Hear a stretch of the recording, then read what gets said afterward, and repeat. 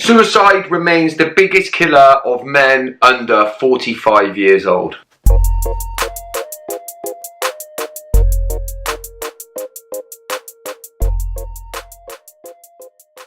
First off, as always, my channel is about mental health and well-being. I look at emotions, the ways we feel, and explores different ways to tackle that. So if that feels like something of importance to you, then please make sure you subscribe and turn on the notifications so you know each and every time I post a video. In 2017, 5,821 people in the UK took their lives. And I think as people, we're coming to the realization that we need to do more and we want to do more to change that. But I think lots of us get lost and we don't know where to start. Today I want to just quickly focus on the need to hold the space. As somebody who thought suicidal for a lot of my life, and reached a point where I decided to take my own life, there were times when I practiced reaching out, when I made attempts to some people to try to express the ways that I felt. But the problem that I faced each and every time was that people then wanted to pull me away from that. And we have to learn as people to become better equipped at holding that space. See, when you have these feelings that you don't want to be here, when you have these feelings that you want to leave this world, and you do reach out and you share that with somebody, when you are met with this want to pull you out of that, this want to pull you away from that, it subconsciously or even consciously tells you as a person that this person you're speaking to doesn't want to hear that and they don't want to be in that space with you.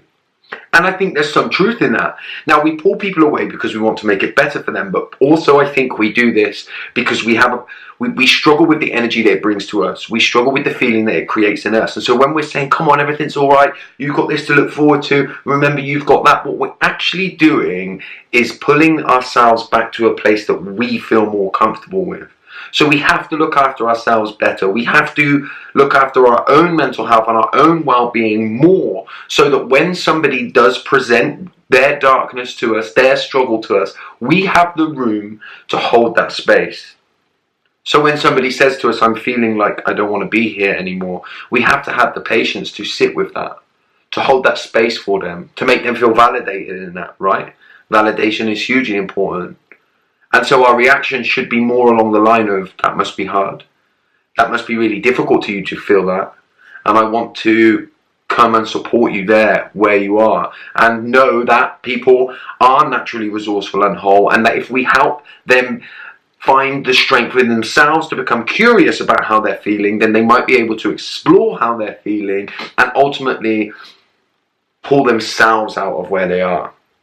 It requires patience and it requires a certain amount of making sure that we are ready to hold that space. So that's it today. That's all I want to say because it's very important, and I just want to home in on that need to hold the space for people. Don't try and drag them out. Step into their darkness and sit for a while. That's how we're going to help people feel validated. That's how we're going to support people where they're at. That's real compassion. That's real empathy. And I hope if you're watching this and you know somebody, and you do know somebody that is struggling with this kind of thinking, then you might feel better equipped to help them.